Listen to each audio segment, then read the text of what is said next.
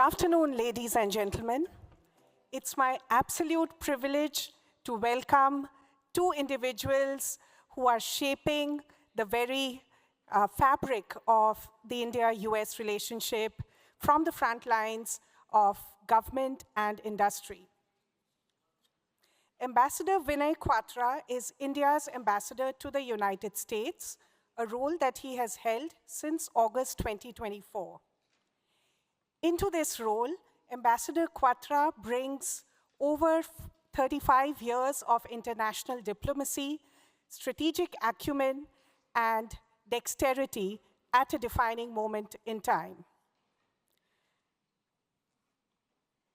Guiding the conversation with Ambassador Kwatra is USIPF board member Sanat Chattopadhyay, who is wrapping up his tenure as Executive Vice President and President of the Merck Manufacturing Division.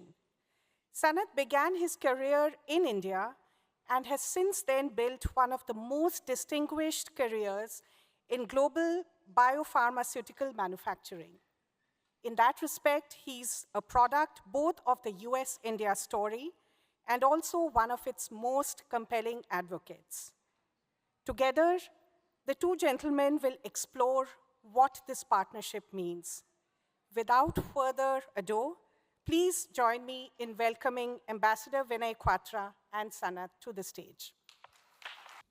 So, firstly, as you all know, Ambassador Kwatra, since the time he had assumed the role in August of 24, he has been able to successfully navigate and advance the India-US strategic and economic partnership through periods of, I would say, shifting geopolitical dynamics, the high-level tariff negotiations, and as we heard from Ambassador Kaur, also the expanding technological cooperation.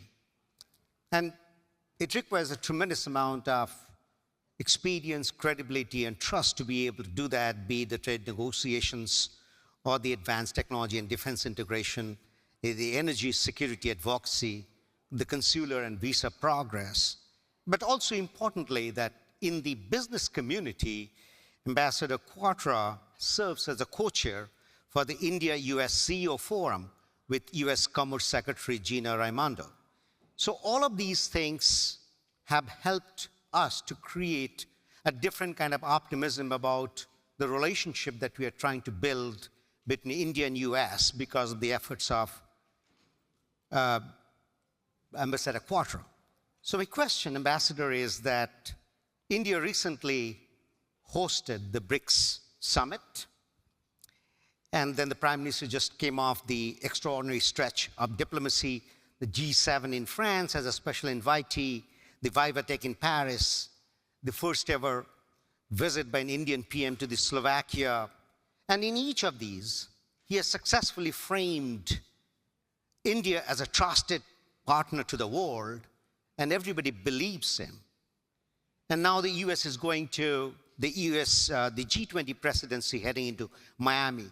So as the ambassador of India to the US, how do you see India's role in shaping the global order today? And where does India see itself as the indispensable bridge for the future?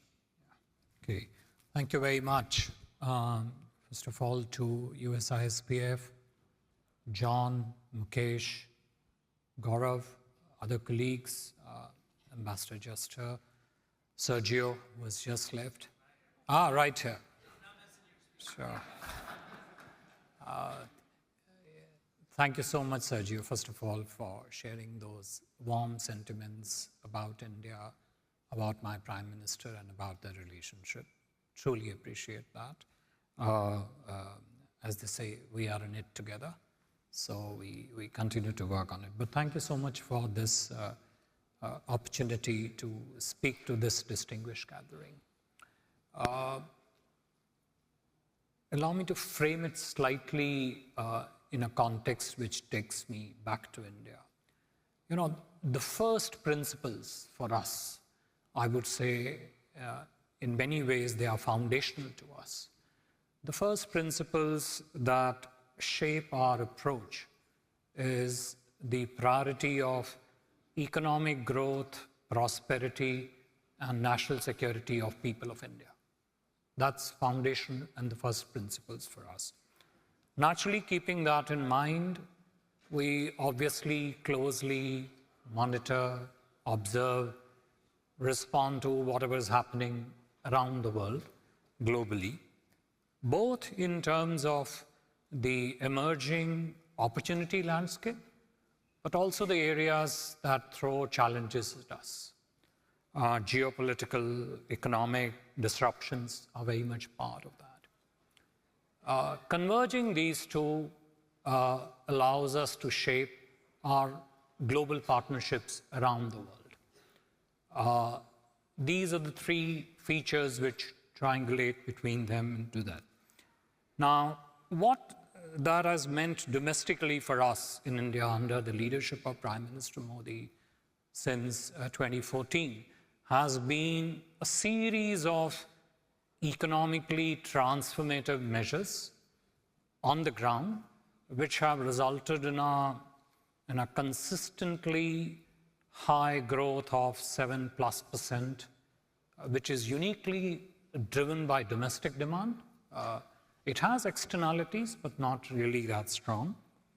Prime Minister has propounded, driven, and put on ground the initiative of Atmanirbharta, a mixture of self-reliance and self-sufficiency, but an ecosystem which has positive externalities, which is not insular in nature in terms of what it tries to do.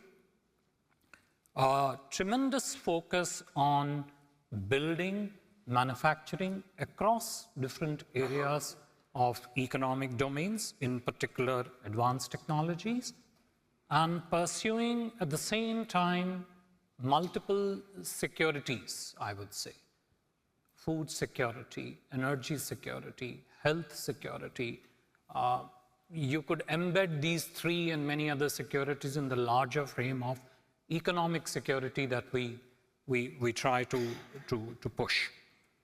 Now, a combination of these various principal pillars, I would say. One, our focus on our economic growth and national prosperity. Two, the kind of global disruptions we are witnessing all around us, which throw, as I said, opportunities and challenges both at us. And three, a set of hugely transformative measures in India which have resulted, catapulted India into now roughly 4.3 trillion economy, heading into 7 trillion by the end of this decade, hoping to transition to 14 trillion by middle of 2030s, and eventually reaching 25 to 30 trillion goal by 2047. A set of these three allows India actually to be a huge enabler internationally, underwritten, of course, by the strength of our democracy and the values that it brings forth with it, makes it a huge enabler of us building, I would say, strong, trusted, and reliable global partnerships in a manner that is unparalleled. I would frame your phraseology slightly differently. I would say, given the kind of challenges and disruptions that we face, Prime Minister Modi's India is not just an indispensable bridge. I think it's an indispensable anchor of the global order, of the economic growth, of stability, of trust and reliability. And some of the visits that you referred to essentially fit into that.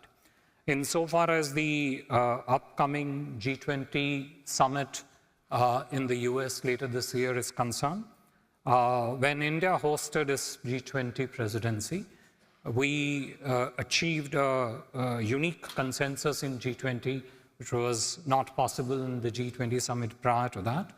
And we look forward to working very closely with the US and with other G20 partners in ensuring successful outcome achievements of the upcoming summit in December this year. Thank you. Ambassador, if I take a little bit of a change in gear and focus a little bit on two sectors, let's say the biotech and the AI. In the biotech sector, India is not anymore what it used to be. It's now a $195 billion economy. It's grown 20 times in the last 10 years. But yet, when it comes to innovation, China has reached a very different place today than it was 10, 15 years back. And you and I have spoken about it. Today I mentioned briefly during the lunch to Ambassador Greer. If US wants to develop India as a very credible source for innovation partnership, what would be your vision of India in the next 10 to 15 years? And the same perhaps would apply to AI, which is an evolving, emerging field. Where can we take the relationship of US-India to a different level in these two sectors?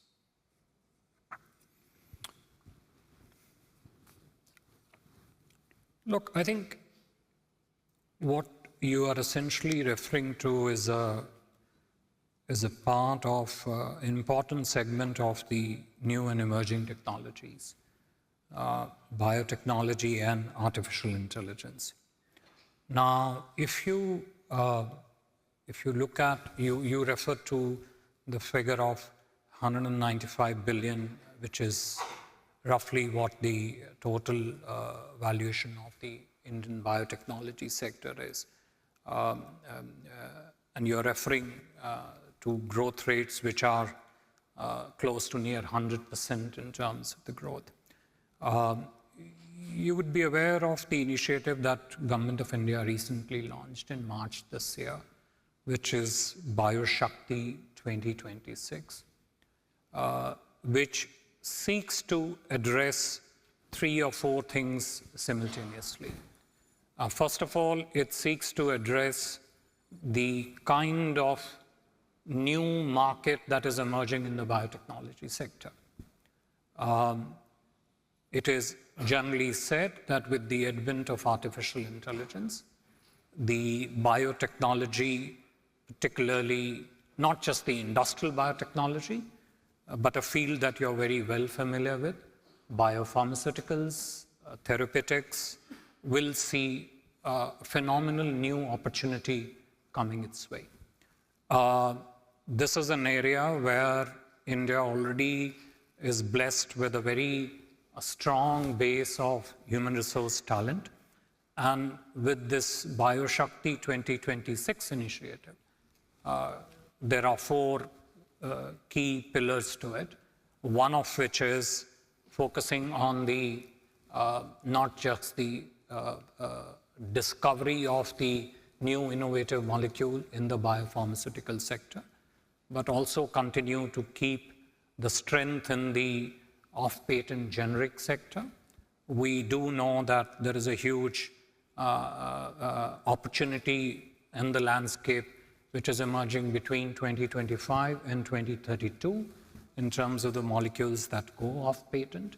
But at the same time, there is a huge new molecule innovation opportunity which is there. So manufacturing, discovery, the entire regulatory ecosystem associated with that advancement is something which is sought to be addressed through this BioShakti Mission 2026. In terms of our bilateral efforts, biotechnology is also one of the principal sectors of partnership that was identified under the Trust initiative that was launched when Prime Minister visited US. Trust essentially stands for transforming the relationship, utilizing strategic technology. And it was launched as part of US-India Compact, catalyzing opportunity for military partnership, accelerated commerce and technology. And biotechnology figured very prominently alongside the other area which you mentioned, artificial intelligence, in terms of our partnership. We see this as a space which would have essentially 4 legs to its cooperation in biotechnology. One, manufacturing. And I'm not just including pure drug discovery there, but the entire chain that runs with it. 2, trade, which is intrinsic to this. 3, I would say research and innovation, which is very, very important for us to be able to work together in this space. And 4, regulatory cooperation in terms of as you try to build on this area. I personally strongly believe that biotechnology as a whole, industrial biotechnology, biopharmaceutical is part of that. And I will add one more aspect to it, which is a connect between the biotechnology startup ecosystem in India and the US venture and capital ecosystem in India. In India, as of yesterday, we have roughly 12,000 startups in the biotechnology sector. A large number of them fairly mature, ready for takeoff across this entire value chain of biotechnology. Insofar as the artificial intelligence is concerned, I think we are still, there are, I feel rather bashful and reticent in speaking about AI in front of people like Arvind Krishna and other tech CEOs who are here. But I feel we are perhaps in early phases of artificial intelligence, purely insofar as the model phase and the building of application layer on top of it is concerned. Insofar as India is concerned, we are working across all 5 layers: infra, energy, model, applications, them included. I would add another aspect to it, which is that in India, it's not just about tokens. It's also about what outcomes do you produce using those tokens. Because if the AI has to scale up into a form which is acceptable to the society, eventually it needs to transform itself into the kind of outcomes that the people can relate to. We are also very strong in the model space. We believe that we need to have a degree of strategic autonomy and resilience when it comes to working across all layers of AI. That's what we are focused on. And in that endeavor, United States and several of its large enterprises are a crucial partner as we work with them in building this partnership. Thank you. And the last one is, this is America's 250th year of independence. It's a moment of, kind of renaissance and reflection on what we have already built and what we could possibly build in the future and how we have built everything that we have. So if I clock forward 5 years from now, what does a genuinely successful US-India relationship, whether it's biotech, whether it's manufacturing, whether it's trade, what do you see the end of the state picture looking like? And what could be some of the important markers for that? Okay. Well, one of the important markers that the two leaders defined for both our systems when Prime Minister visited the US in February last year, and which Ambassador Sergio Gore also referred to, is Mission 500, which is to achieve a bilateral trade of $500 billion by the end of 2030. We are currently at about 240 billion. So aim would be to double it to 500 billion. A clear empirical marker for you to make your assessment. But obviously, a trade doesn't move in isolation. A trade moves when your supply chains are better connected. When there is a value derived out of supply chain that moves between the two economies, when there is a strong flow of capital across both economies, when the innovation, investment, manufacturing, and skilled mobility converges together. And a lot of that is already underway right now. I'll give you a classic example, which will, again, grow as we move forward to the next 5 years. 2-3 years ago, we had a nascent to negligible semiconductor industry of our own. We then started India Semiconductor Mission 1.0 and then subsequently 2.0. And we are now at a stage where pilot production hopefully should commence for the legacy semiconductor nodes by the end of this year and commercial production by the end of next year. Very initial stages of equipment production for semiconductors. Naturally, the memory space also, of which you have heard, which was non-existent till I would say, I remember that meeting in June 2023 between the Honorable Prime Minister and the Chairman CEO of Micron in Washington. And in February this year, we commissioned the plant Micron in India. Now, this is a very concrete journey of progress between a partnership of Indian industry and the US industry, which has resulted in setting up of a supply chain of semiconductor, of course, of legacy nodes, which has a strong segment of demand. In the emerging spaces, I would defer, of course, to the better judgment of Arvind, but we are also working in the quantum space across compute, communication, materials, sensing. I would even add quantum programming and algorithms in that. Again, IBM is a strong partner for us in working for that. You mentioned yourself about biotechnology. The speed at which and the scale at which we are broad-basing our supply chain partnerships, priority that we have set for ourselves to reduce our import dependence on single country across a range of areas of economic activity, particularly pharmaceuticals and biotechnology. The extent of trade targets that we have set for ourselves, the entire close cooperation between innovation, capital, and investment ecosystem between the two countries. I think we will see very clear, we already have seen in the last couple of years, very clear, identifiable progress in these areas.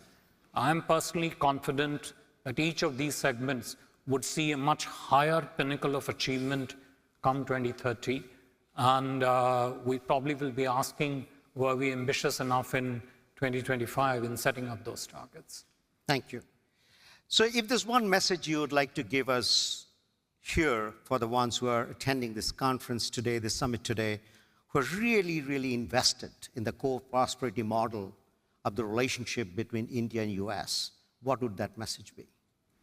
I would say trust, reliability, supply chain security, and benefit of the people of the two countries, their economic growth and prosperity.